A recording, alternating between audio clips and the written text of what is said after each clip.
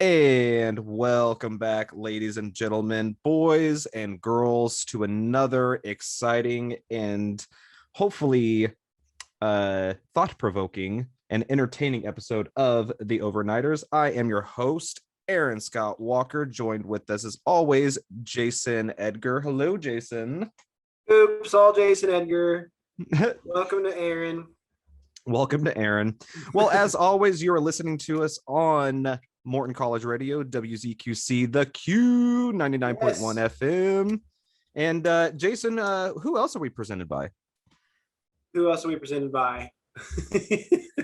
Well, we are on WZQC, the Q, but we're also presented by Morton College. Did you know Morton College offers 17 associate's degrees in applied sciences, 5 transfer program degrees, 40 career certificates, including programs like forklifting, pharmacy, welding, and vet tech, not to mention the #1 nursing program in the Chicagoland area. Morton College is excited to offer day, evening, online, and hybrid courses during the fall, summer, and spring to meet the demands of your busy schedule. So whether you're looking to transfer to a 4-year school or earn credits towards a career, Morton College has the classes and schedule for you. For more information, call 708-656-8000. Look them up on Facebook or visit www.morton.edu. Yeah, be sure to do that because, I mean, especially for someone, because like I'm doing online schooling right now, and like just to be able to have that option is awesome. And nursing, I have my sister-in-law is a nurse, and she was telling me that like nursing demand is just skyrocketing right now. So definitely a good time to be getting in on that. And also, we are brought to you by the Oops All Topics Network, reminding you to always lose your fears and find your voice.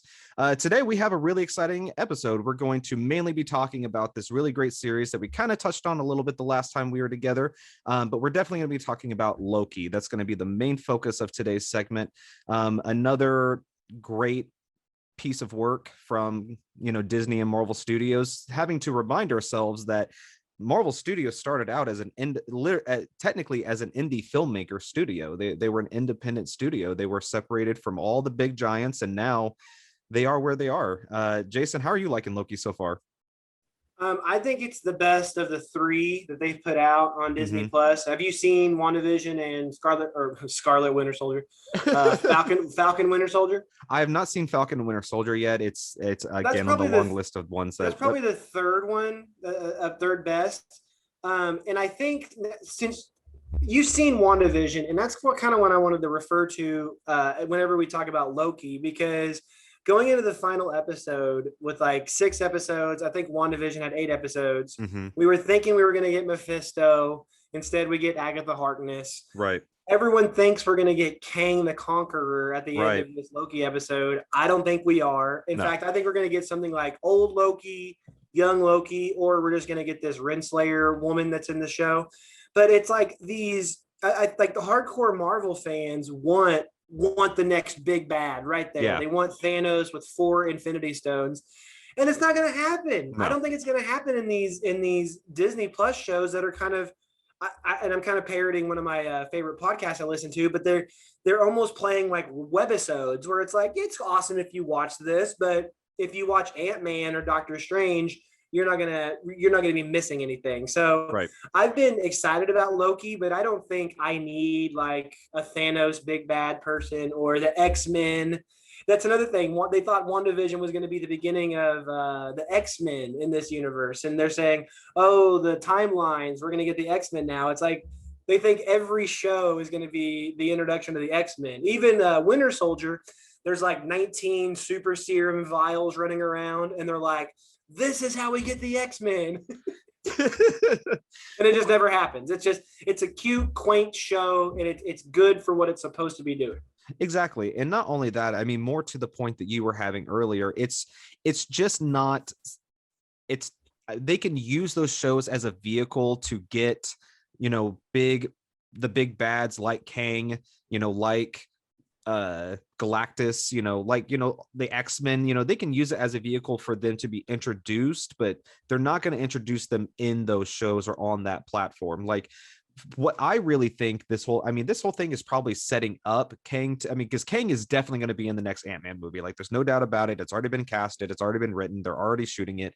So for me, it doesn't make sense why they would kind of, deflate the introduction of Kang in a big blockbuster movie. Why get rid of that anticipation, like, and spoil it on a TV show that I essentially get for free because, I just pay $10 a month. And, if you spread that across all TV shows, it's, fractions of a cost.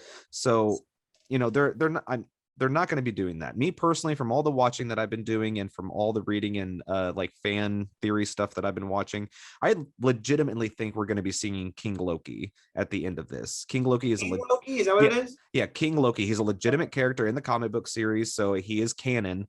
It would make more sense for him to be a part of this because if you've been watching the show, you definitely understand where we're coming from. But if not, then spoiler alert. But Loki is battling with destiny this whole time. Like, for me, I think that that's kind of like the big, hurdle that, Loki is finally having to face, is that there is a certain point in time when, is this destiny, is, because whenever he's shown or told by Morbius that, this is how Loki dies every single time, you always die to Thanos, like in every iteration and every, like, no matter what it is, like, you always die to Thanos. And he has a problem with that. Like, he does not, everybody has a problem with dying, but I think more so he has an issue with the fact that he is being told that he is not the master of his own destiny, that there's nothing that he can do to obtain anything, and that he was always kind of designed to just be a bad person and to be a destroyer. So but that's the whole thing, though. Loki wants to conquer. That's what he wants to do. He wants to be on top of the mountain, controlling everything. They reference him, from the original Avengers, saying, is this not your natural state? It's easier to be ruled. It's harder to live your own lives and have free will. So he truly believes this. And in my personal opinion, he still believes this. Nobody really changes that much in just a short amount of time. Granted, he was literally given like the answer to life. So that would probably, change me a little bit. But, at the end of it all, Loki's a schemer and he wants to conquer. So thinking that there is this master Loki at the helm of all of it, really controlling all the aspects of what's going on and being the one to set all this up, is, for me, is a little bit more pleasing and a little bit more makes a lot more sense. And you think this person's who they're going to go visit in episode 6 is going to be the creator of like the TVA? Because I don't think the Time Variant Authority is canon, right? I don't believe this so. Is all. You don't believe so, or you do? I do not. Oh yeah, I haven't seen it in anything in this Mobius. Maybe it's a King Mobius. That'd be cool. What do you think about the love story that they're telling between Loki and Sylvie? I like it. I think that it humanizes Loki a little bit, and I think that so here's my theory. My theory is that if one Loki feels one way about something, probably all Lokis feel that way. And to see Loki, break down in front of Morbius and saying, like, I don't like being this person, I don't like hurting people, but he's also, fighting with this notion of his greater purpose, his greater destiny, and it accepts that that's kind of just a consequence of, the thing of what he has to do to accomplish what he needs to accomplish. So if he feels that way, then they all feel that way. But in the same sense that, he truly wants to become a different person, I believe he wants to become a different person, sometimes at least. So I think he catches himself in these moments where he wants to have authenticity. He wants something to be real because he's the trickster. Like, everything he's ever done has always been an illusion. So I'm sure, he's looking for something a little bit more real in his, fictitious life. But think about it is that real moment you just talked about. I think that's like the nexus event that happened. Him kind of like almost maybe falling in love with Sylvie, or having, what did I write down? Some sort of emotional connection, because that's how classic Loki got picked up too. For starters, he got away from Thanos because he projected an image that was so awesome. Mm-hmm. Went to a planet, thought about him being a shit, and then he decided he missed Thor, and that's when the TVA picked up classic Loki. I love the classic Loki in this in this episode. He saw how powerful he was. And did you notice that what the image he was creating was actually Asgard? Did you notice Yes. that? Yeah. Totally fooled the monster. God, what else do I want to say? Oh, no, I haven't heard anyone talk about this, but alligator Loki, the reason he went there is because he ate a cat. There's a Yes. cat in Captain Marvel called Goose, and it's like you could put anything in Goose. It has like this massive, I guess, stomach. Um, what did you think about the? Well, no, actually, the void.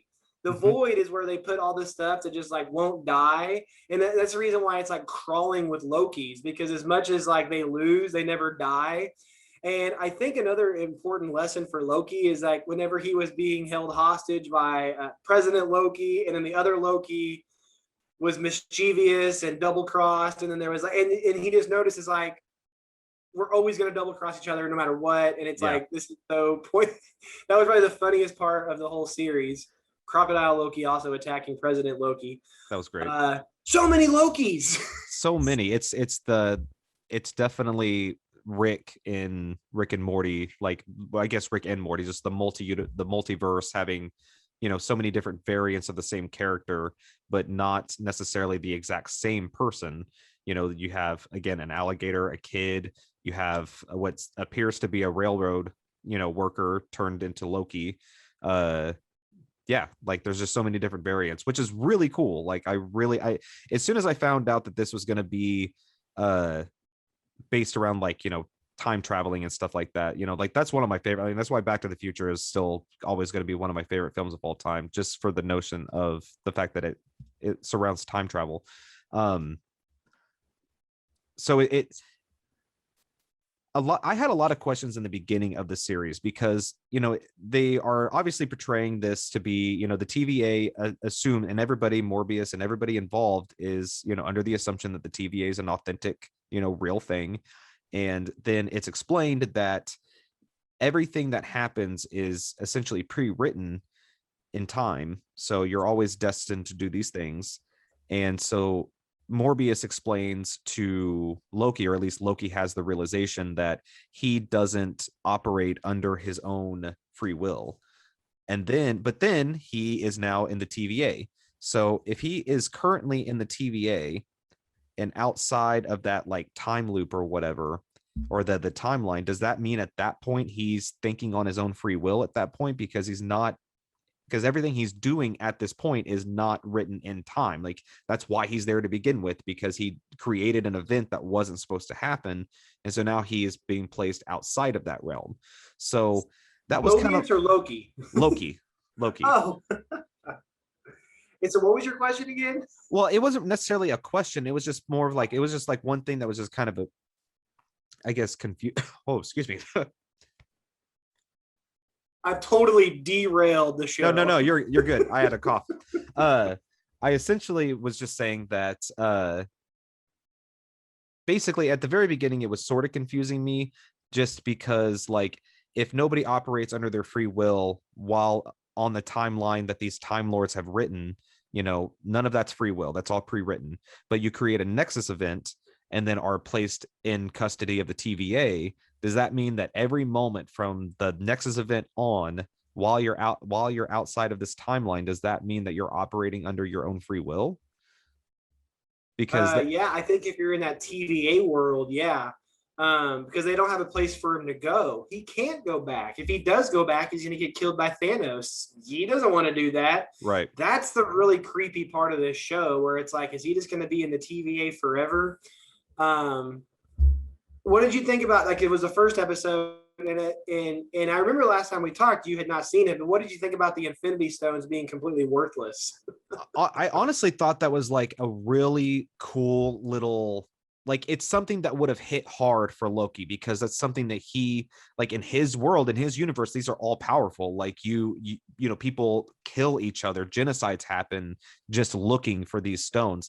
And so the fact that he just sees, like, all the power that he could ever want or need literally in a drawer used as paperweights. Like, I think because if you look at his face in that, I mean, because he even drops the space stone, or the time stone that he picked up. He, you hear it clunk in the drawer, so he definitely put it back. you just kind of look at his face, realizing like, I'm in a world where these don't matter. Like, and then because he immediately asks, like, is this the ultimate power in the universe? Like, because I think at that point is whenever, like, okay, now he's starting to believe he's in a world where, like he's starting to believe the things that he's starting to hear, because it's not fathomable to him that a time stone would be worthless and powerless anywhere. Well, even if the TVA is a sham, like whoever created it is really super powerful, and they Yeah. exist outside of time. So, yeah, I think this is going to, I mean, even though I just got done harassing people who say that, I can't help but think that a genie has been opened in regards to these sacred timelines and stuff, because it would be an easy way for them to introduce the X-Men and to introduce Blade. Even Mobius said that he's dealt with Kree, Titans, and vampires. And we Right. know all three of those except for vampires. In the Void world, did you see the Thanos copter? Yeah. That's really cool. Have you heard anything about the story of the Thanos copter, like in the comics? Yeah. I don't remember why he built it, but I do remember reading about it He in the was looking for a comics. character called Black Cat because apparently Black Cat stole some of the Infinity Stones. And in that same Yes. comic, he gets arrested by the New York City Police Department and goes to jail. Like, like he can't, he gets destroyed, or he can destroy Hulk, but apparently he can't get past the LAPD, or I guess Well, the new. Okay, what else did I say? What about Throg? Did you see Throg? yeah, whenever they were painting through the mud, that was a really, really cool little tidbit. Like, that's kind of just the one thing, like, that's what's great about, WandaVision. I'm sure what's great about Winter Soldier and Falcon, and what's really great about Loki so far is that, anybody who really just enjoys a good show can watch these shows and be entertained by it, but they kind of reward the fans with, just really quick little Easter eggs that, unless you knew exactly what you were looking at, you wouldn't think twice about it. It might pique your interest, but you wouldn't know what it was referencing. But, as a fan, seeing that, just those really cool, just little tip of the hats to the things that came in the past that led up to this moment are really cool. Yeah, and then you said it earlier, like these shows are like whenever they move people, like it's like chess pieces. Like we're in between movies, and these four characters, there's no way they'd be able to have their own movie. But let's have them have these TV shows. And WandaVision was really good, like Yeah. really good characters, really good story. You feel for her, and you could just really get to you get to really, I don't know, dissect these characters. So whenever the next Avengers movies comes out, that's another thing about Falcon Winter Soldier. Now Sam Wilson is just Captain America with wings, Yeah. and that's the chess move there. It's like, how does a person of color take up the mantle of Captain America, especially in a time where there's like police brutality and stuff? They Right. address that in the show. But now we don't even have to see him go through that process, especially if he's in the next Avengers movie. Let's see here. Yeah, chess pieces. And I think this was the first taste of our. This could be a good transition. A good taste of our live action multiverse, because I don't really deal with CW and what they do, like with Infinity Earths and stuff. Right. Also, Spider Verse I cannot has dealt with this too. But this show is like it's almost Rick and Morty esque, right? Right. There's multiple Lokis, and there's old Lokis and evil Lokis and smart Lokis. Can this be a future MCU like kind of like cupboard to go to at any given time, and also DC as well? Because when Kid Loki says that he killed Thor, because of the multiverse, you can just kind of envision that, and especially with Marvel with 10 or 12 years of movies and 22 movies, we know all these characters. So when Kid Loki says he killed Thor, we know exactly what that's talking about. And I'm not saying they're going to make that movie, but they could make that Kid Asgard or Teen Asgardian movie or whatever. Right. And it's them. So, and what else did I have? So it came like, what would be kind of like some cool multiverse things for them to do? What I ended up doing was just kind of combining two heroes or two villains in one. I got a couple of examples here. What would you like to see? Joker Bane, Batman Riddler, or Super Bat. I thought that would be cool. all these things are possible because if it's a multiverse, anything can happen. It can be Aaron Scott Walker is the Flash. Oh, I could be Shazam. Yeah, you are Shazam somewhere. Shazam. No, absolutely. I think that's kind of like, I think both DC, both the DCU and the MCU have picked up pretty quickly that, I mean, because it worked well in the comics. You can literally create multiple Earths where there are so many different variants of different characters, and you can pull those characters and add them into, you know, the more canon stories at any point in time. And it would be like a little nugget for, you know, the kind of the cult classic followers, you know, like the cult comic followers, or, you know, people who watch the series of like Loki and WandaVision and stuff. But the people who just watch the Marvel movies, like there are two divides of that fan base. So, you know, it would be, you know, a little tidbit for the ones who, you know, already know the information, and then a new character, a new deviation of an already told story presented to them, and it's going to work well because it's already been written. So they can test the waters in these shows about what their fan base is like and what they don't like. And then if they, you know, like classic Loki, for example, like if there was like a huge outcry, like we loved, because classic Loki was badass. Like he exhibited power that our current Loki really hasn't shown, as far as like creating an illusion of that magnitude. And also to know that that particular Loki was successful in escaping Thanos, like just shows like how powerful his illusion really was. So I mean, we could, just like how they did like X-Men Origins with Wolverine, they could do a Loki Origins movie and just make it literally about classic Loki. Like there are literally endless, countless things that they can do. And for me, it's just, for them, it's just going to be a cash cow, because it's just going to create so many different opportunities. You sent me back to the time where it was like all the movies were the Wolverine and X-Men Origins, Wolverine, and yeah, Old Logan, or whatever that one was called. What was that one called? Logan? Was it just called Logan? Yeah, it was just Logan. That one was good. Yeah, it was great. It was like the next rated R movie next to Deadpool. That was a comic book movie. I love that movie. It was good. Yeah, it was great. Even though I didn't know the name of it. Speaking of like these Marvel movies, I asked you if we were going to watch Black Widow before we did this podcast today. You said no. I obviously, because it was like the day of, but also you log into Disney Plus and it's like $30 to watch, and it's like, whoo. Yeah, that's a hard hit. But I mean, what a world we live in, Aaron. Like for $30, if you wanted to, you could watch a Marvel movie in your home the night it comes out. Yeah. Like that you talk about Back to the Future 2015. That's flying car stuff. Yeah. That is flying car stuff. And I know Wonder Woman was the same way. Yeah. Wonder Woman was free. Yes, Wonder Woman came with your subscription to HBO. You didn't have, I mean, you had the option to go see it in theaters if you wanted to, but you know, if you just wanted to watch the movie and avoid the theater experience, it was included in my subscription.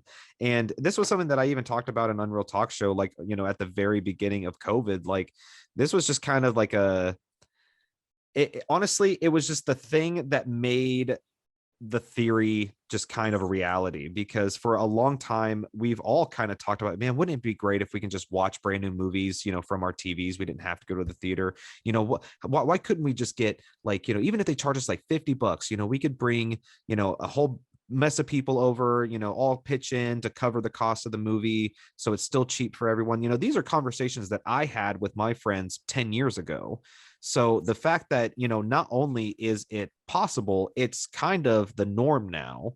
Like, so after a year of COVID and a year of movies coming out immediately to stream, whether it's included in your subscription or not, you know, the fact that I can just pay $30 and watch a brand new Marvel movie immediately and not have to go to the theater, go anywhere else, and do it from the comfort of my home. I could pause it, you know, go to the bathroom, do whatever I want to. I could sit in my living room naked and watch this movie, and it'd be perfectly fine. Dream come true. Yeah, and so that was a big Marvel movie that would come out, let's say like in May. Months later, the reason they release it in May, because of it being a summer blockbuster, they wait until Black Friday to release it as a DVD. And then 6 months later, it makes its preview on HBO or something like that. So now they cut out the middleman. They completely cut out the DVD, because there is no DVDs anymore. Yeah. No middleman. There's no cassette. There's no DVD. And yeah, that's what you were talking about, right? With your friends 10 years ago. That's what I talked about whenever I was 10 in the 90s. Yeah. Like when you see Clerks in the movie theater, you have to sit there and wait patiently until it comes out on video. Yeah. And then when it comes out on video, the video store might have 10 copies. Right. And you got to go to the store next. You got to like you got to hope that it wasn't rented out. Yeah. You just have to hope that it wasn't rented out. And I mean, just what a nightmare. I mean, we're kind of, well, not even kind of, we're definitely spoiled today. And it's like my kid, having to explain to my kid that whenever I was younger, I had to like wait for the right time for the show that I wanted to watch to come on. And it wasn't even a guarantee that it was like a new episode. So the fact that he can just go on Netflix and watch an unlimited amount of content is not something that was thought of whenever I was his age. So were you old enough to kind of get some enjoyment out of getting like a new TV guide?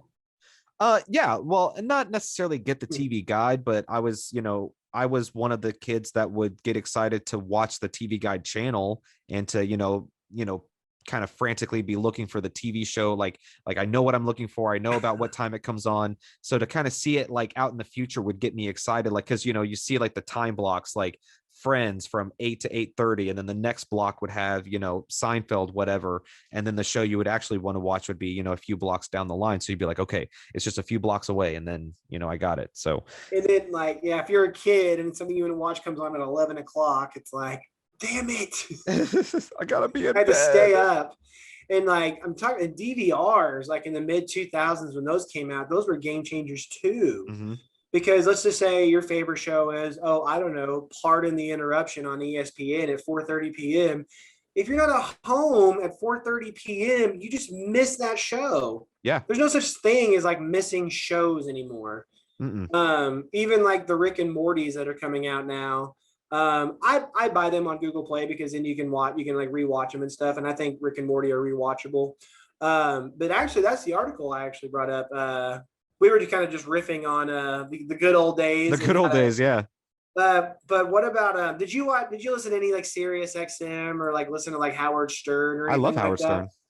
Well, nowadays you can listen to that show on demand, but it wasn't even 10 years ago where it's like, well, I missed him in the morning, so now I got to watch him in the afternoon, and you got to be around and all this stuff was around a radio. It wasn't around your phone. Right. Nowadays, it's like on your phone. You can listen to it whenever. Yeah, you had to have the device. You had to have an XM radio. Like you had to have the actual device. You had to have the subscription. In your car. Yeah, in your car. And there was a certain time where they kind of did have DVR for satellite radio. I remember my dad getting, because my dad had Sirius whenever it was Sirius and XM was its own thing, and then it became Sirius XM. So when it became Sirius XM, they started having these devices that you could set up to record certain a certain amount of episodes, or maybe not record, but at least give you like reminders, like, hey, this is starting to air now. But like what you're saying, if you missed the Howard Stern episode, you'd have to wait for the playback. Or I think like every Friday they played like all the week's episodes of Howard Stern, or on Saturday or something like that. But anyway, so yeah, like just really, really different times that we live in. And like you were saying before, like DVR, like there are some people that don't even know the concept of DVR and don't even understand why somebody would have a DVR after they hear like the reason why it was invented. Like, okay, well, that's available on Hulu. Why don't you just go watch it on Hulu? Like, why do you have to record it and then deal with all that? Absolutely. Because go ahead. Well, I was going to ask you, no, mine would be a transition to something else. So give me your parting shot there. Oh, my parting shot on that was just, we have skipped through so much technology so quickly that it's just so mind-blowing at the concept that I don't even buy Blu-rays anymore. I don't have to. Mm-hmm. What's the point? Anyway. It's the whole purpose of technology, it seems like, is to kill boredom. Yeah. Does it with my toddler, does it with me. And like you said, go to Hulu and watch it instantly, if you can. And even if you didn't want to watch the commercials, you could get the Hulu without commercials. And but speaking of TV, now I know you're not a Rick and Morty fan, but they have had 3 episodes so far this season. Have you watched any of them? I haven't watched any of them. I've seen a lot of articles pop up about like how big the last few episodes have been. I haven't read them, but I have heard that there have been some pretty big episodes show up. I'd say about normal. A lot of people thought the 3rd episode was sad. I didn't think it was sad. But one thing that they did critique was this idea of an Asimov cascade. And I wanted to read it to you. Yeah. It's kind of like a scientific theory. Yeah, I love it. Okay, so let's see here. Oh, God, I have a terrible article. So, Rick creating a ton of decoy families made of flesh-covered robots explains the Asimov reference. So basically, like these aliens come in and they kill the Smith family, the entire Smith family, but the Smith family was a decoy. And so when you get to the real family, that's like, they just killed the decoys. Then another group of aliens kills that family, and then you go to another set of Smiths, and they're like, they just killed the decoys of the decoys. So that's the whole purpose of the show. Okay. So what does the cascade mean? As Rick explains, since the decoy families are near perfect decoys of the real Smith family, every decoy Rick would have the idea of creating his own decoy family. Then those decoy Ricks would create their own decoys and so on and so forth, thereby creating a literal cascade of Rick, Morty, Summer, Beth, and Jerry copies. And this kind of critiques the laws of robotics. They talked about this in iRobot, but here's the 3, and then I'll let you go give your thoughts. Sure. Number 1, a robot may not injure a human being or through inaction allow a human being to come to harm. 2, a robot must obey the orders given by its human beings except where such orders would conflict with the first law. And 3, a robot must protect its own existence as long as such protection does not conflict with the first or second laws. Yes. So I think that's what. Okay. So the 3rd law is basically what the decoy Rick is doing itself. So right. Yeah, and it also, I mean, because the thought of like AI and like, robots turning on its creators or artificial intelligence turning on its creators. I mean, because I've heard of that law and the 3 laws that, encompass all of it. And I mean, yeah, it's scary to think about, technology getting smarter than humans and getting to a point where it's completely uncontrollable. I just don't know if we're going to ever get to that point. Like, because if it's not programmed to do it, it won't. Like, it can't, as smart as it could be, it doesn't mean that it will successfully accomplish, self-awareness. And again, like if they have like programmed established laws, a code can't recode itself, and an AI cannot do things that it's not been given the ability to do, just like a human. Like if you don't have the ability to do something, you just can't do it. It's not like a random day you're just going to be able to accomplish the impossible. But that's kind of like what's cool about having that a part of like a fictitious TV show is, you add, real scientific law or theory into, something that is over the top, hilarious, a lot of times vulgar and inappropriate, but, you add, real substance to it. And that's what, again, even though I don't watch Rick and Morty, not because the show itself is bad, I don't watch Rick and Morty because of the subject matter that the creator has decided to create prior to Rick and Morty. And I know we talked about it before, so I'm not going to get back into it, but I can't support the man anymore just consciously. But that doesn't necessarily remove, Rick and Morty from being like a really smart TV show. And from, it's a lot like Big Bang Theory. The show is about science, so they hired a lot of actual scientists to not only be part of the show, but to actually act on the show. So incorporating, non-fictional things that are a part of the same world of which you are creating only creates more depth and layer and legitimacy to the art itself. So I think it's a really cool tidbit that they put in there. And also it's something that definitely gets you thinking, especially with the scenario that they present, because it's a mind bender and you don't, yeah, bender AI, no pun intended. But anyway, uh, it's it's definitely like a who done it, but molded into a scientific theory. Did you? This may have came out whenever you were a kid. Did you ever see the show Multiplicity, I did the not. movie? Well, it's Michael Keaton, right around the time he was Batman, by the way. Okay. But in that movie, he makes a copy. He's able to make a copy of himself, like a clone, and then that clone makes a copy of himself, and the second clone is just really, really stupid and terrible and lacks motor skills and stuff. But it's pretty good. It's like a mid-90s movie, so it's right in there with kind of like Groundhog Day and things like Gotcha. that. But Okay. I watched a movie that I asked you about. I watched Flashpoint Paradox, by the way. Yeah.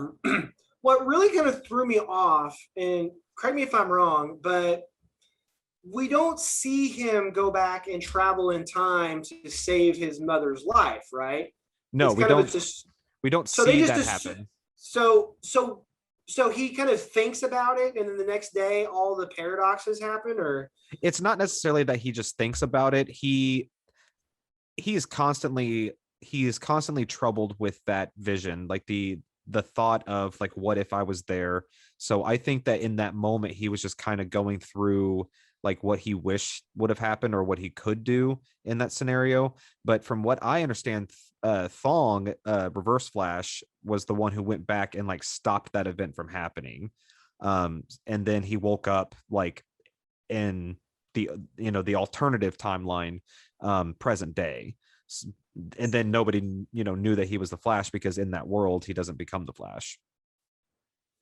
seems like a scene that they should have in. Yeah, I mean that's definitely some added context. I think that if I remember the ending correctly, we don't see it in the ending. We're talking about Barry Allen as the Flash saving his mother. In the end, a little bit of a spoiler alert, he's running fast enough to tackle himself, right, or for you to say the Reverse Flash, but I think it was Flash. Okay. So it's just weird. It's like he kind of has the thought of doing that, and then the next day the Flashpoint paradoxes happen, and then at the end they show him like running as fast as he can and like literally tackling the Flash to allow the murder of his mother to happen. And yeah, I was getting the TV show Flash and Flashpoint Paradox confused because they do the same storyline, like in season 1. Yeah, in season 1, and I'm pretty sure it was Reverse Flash, or at least they were alluding that I'm talking about the cartoon. Flash. But yeah, no, I understand that. I understood it then. I was just cross-referencing the scenes. Yeah, no, in the animation film, they don't show the event. And I think you are right. I'm pretty sure they just kind of allude that he thought it, and maybe his consciousness went back in time, and like I don't know. I mean, it's an interesting omission. Yeah, it's not very it's a little too convenient to leave that part out. But I mean, it's a fictional story, so you could literally say and do whatever you want to. I mean, it's a good kind of like allegory, right? And we can kind of end with this, because we talked about Back to the Future, we've talked about Loki, we've talked about Rick and Morty, now we're talking about the Flash. Yeah. But what is the fascination with time travel? And this could really be an Oops All Topics feature, and I've thought about it before. Maybe a nice little stinger for the overnighters tonight.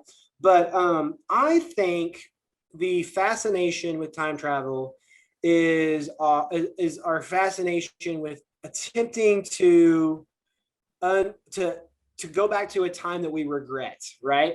Because when you look back, like metaphorically, when you look back and you think about something that you should have done differently, that's kind of like time traveling, right? Like you wish you can go back in time and not do a certain thing, but that would then require you, if you're doing that, to then go, and then you would be messing things up with everybody else, right? It's kind of like the ripples, right? I think butterfly effect, saying like the ripples just keep going and going and going until they come back to you, right?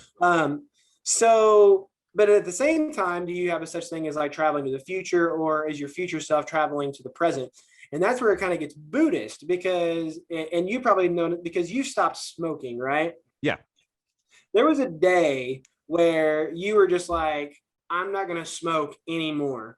If that was like a time traveling Aaron came back to you in that time and said, hey, stop doing that because bad things are going to happen in the future. Well, that day, like you did change. So even though, and it sounds silly, but even though time travel doesn't exist, you kind of did change your future self Oh, definitely. on that day, and it did change the trajectory of your life. And that's kind of like what the Back to the Future is asking, and the Flash is asking is for you to do is like go back in time, fix something, and then reap the rewards. But you can't do that. What you can do is you can change your present, and then that can change your trajectory moving forward. Not nearly as fun, and you don't even get like a fun contraption to jump into, like a flux capacitor or something. But Right. I think the stories about time travel is like our own kind of like a wish fulfillment, so to speak. Sure. Yeah. No, and not only that, I mean, in most of the time, especially whenever it's presented to us like in TV and film, most of the time the things that you change negatively affect the present that you are currently in, because we always think to ourselves like, man, if I just did this one thing, my life would be so much better. But if you actually change that thing and then went back to the present, your present could potentially be completely different to a Oh point where you yeah, really don't like it.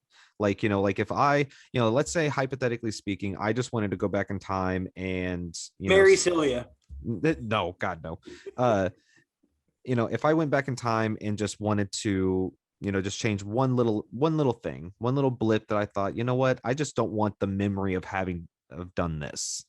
But I changed that, and let's say I get to the present and I'm not married to Lisa anymore. I don't even know, she doesn't even know who I am. So that, just to get a little bit of happiness from something that I can't control anymore, I have completely eliminated my current and future happiness. And it's like what you were saying before, it's us making these decisions now to change our future. You should think of it more as like time manipulation, which sounds a lot cooler, and it sounds a lot more like it's in your power. Because you can manipulate the future if you take the current steps to make it happen. So it's a very Zen and Buddhist way of thinking of it, kind of understanding. I don't know. I try my best not to lament on things that, Oh yeah, I wish that I it's couldn't. not great. Yeah, It's not great to regret. it Um, really isn't. if but I mean, it's because you can't do anything. There's Right, not a time. exactly. There's not a time machine. Life is a windshield, not a rearview mirror. Exactly. And exactly like you said, if I would change one thing, I would have stayed with my girlfriend in 2012. But where would Frankie and Finn be? Where would my Right. current wife be? Like relationship aside, like Frankie and Finn would not be here. And it's like I get so much joy out of them. So I get to be with like, oh, my favorite girlfriend up to that point. But it's like I don't have my children anymore, and my mother doesn't have her grandchildren. And the children you have with this new girl suck. They're the Yeah. worst. And so for real, yeah, what a great conversation about time and not regretting it. Yeah. So I mean, because it's something that even because my wife and I are always like, man, like I wish, because there was a time where my wife and I were very close to each other when I was younger, and I didn't know it. Her brother went to the same middle school that I went to, and we played on the same football team, and I didn't even realize it. He was, he was an underclassman to me at that point. I was in 8th grade, and I think he was in like 6th or 7th. But so she was in the vicinity. So there is a reasonable, calculation that you can make that we could have actually met each other a long time ago. So we constantly go back to, man, it'd be so great if we knew each other back then and just stayed friends and then end up marrying each other. But then I wouldn't have my stepson and her son, Adric, and we love him to pieces. I couldn't imagine a world without him. So just, I don't know, like, I guess the lesson is don't regret the things you can't change, because you would most likely not have the things that you love now. But that's right. do you miss what you never knew? If a tree falls and no one's around to hear it, does it make a sound? That sort of thing. I mean, that's a weird question. I mean, gosh, I don't know. What is the answer to that question? It's like, what's the sound of one hand clapping? I've honestly never heard that before. That is so. What's the sound of one hand Hear clapping? that? Can you hear that, audience? All right. Hey, well, maybe my timer's going off here, so let's maybe do some podcast cleaning up here. So yeah, this is the Overnighters. This is on our Oops All Topics stream. This is the interview, not even really interview show. This is the hang. This is the hang show with me and you, or Nathan and Aaron. Eventually, Aaron and Nathan. I also want to get my friend Kiefer in on this. Do you remember Harmon, the debate coach? I know. I'm friends with Kiefer. Oh, yeah, he's Harmon's retiring and Kiefer's taking that job at Kansas Wesleyan. No joke. Good for him. Yeah. Now hopefully it's full-time, full benefits and stuff, because if it's just like an adjunct position or half-time, there comes a time where it's like, you got to live your life and, get paid and stuff. And I'm kind of grappling with that now too. Like it's going to be hard for me to have like a top 10 debate program, even on the community college level with kids. And so it's, it's time to pivot to something different. Maybe pivot to more podcasting. What? Or maybe just pivoting to more like a debate team that shows up randomly at a Colorado tournament or a San Diego tournament. Like a Suicide Squad. Weirdly, all the places that I want to go on vacation. Yeah. Cabo San Lucas, they're holding a debate tournament somewhere. So where was I going with that? Oh yeah, so the Overnighters. I wanted to get Kiefer and maybe have him be on the Overnighter show. I thought that would be awesome. It'd be excellent. Oops All Topics weekly. We'll probably have one next week. But the cool thing about Overnighters, Aaron, we haven't talked about this online yet, me and you, but we're going to be on Friday and Saturday nights on 99.1 FM. Yeah. Like 10 p.m. or something. So we'll literally be overnight. And we're the Overnighters. So, it's perfect. Yeah. And with that being said, Aaron, I'm going to go ahead and leave the chat. All right. I'll let you clean up. And thanks for talking to me. All right. Thanks, man. Have a great night. Peace out. Bye. Love you. Love you too, man. All right, everyone. Thank you so much for joining us. I had a really great time. Such a great conversation. One of the things that I love about, talking with Jason is that, we can talk about nerdy stuff and then just dive straight into waxing philosophically. And that's what I hope you enjoy about this show as well. Again, thank you for joining us. Remember, this is on Morton College Radio, 99.1 FM, WZQC, The Q. And remember, we are brought to you by the Oops All Topics Network, reminding you to always lose your fears and find your voice. I'm Aaron Scott Walker. That was Jason the Man Edgar. We will talk to you next time. Be safe. Love each other.